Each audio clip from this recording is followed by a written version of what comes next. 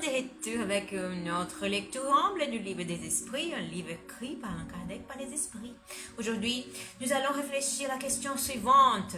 L'homme peut-il, par sa volonté, provoquer des visites spirites? Allons voir.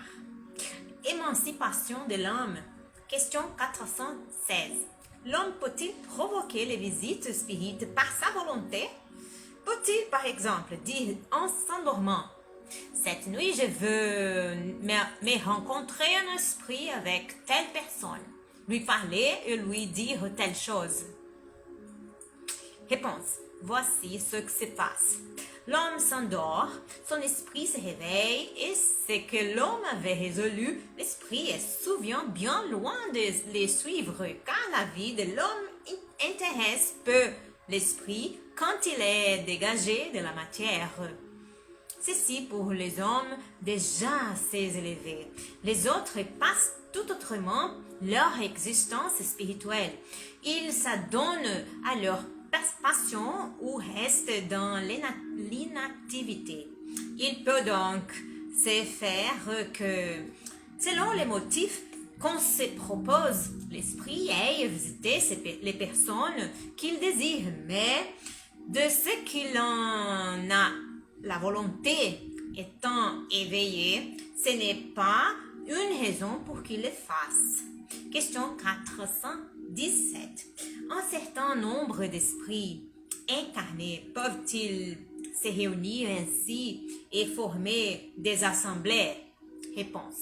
Sans aucun doute, les liens de l'amitié, anciens ou nouveaux, réunissent souvent ainsi divers esprits heureux de se trouver ensemble.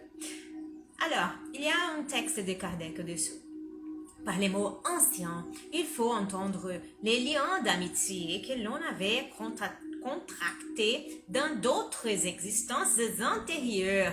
Nous rapportons au réveil une intuition des idées que nous avons puisées dans ces entretiens occultes, mais dont nous ignorons la source.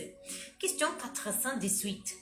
Une personne qui croirait un de ses amis morts, tandis qu'il ne le serait pas, pourrait-elle se rencontrer avec lui en esprit et savoir ainsi qu'il est vivant? Pourrait-elle, dans ce cas, en avoir l'intuition au réveil? Réponse.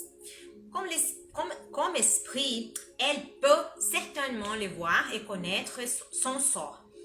S'il ne lui est pas imposé comme épreuve de croire à la mort de son ami, elle aura un pressentiment de son existence comme elle pourra avoir celui de sa mort.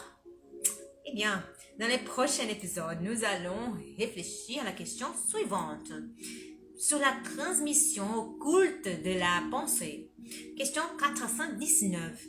D'où vient que la même idée, celle d'une découverte, par exemple, se produit sur plusieurs points à la fois?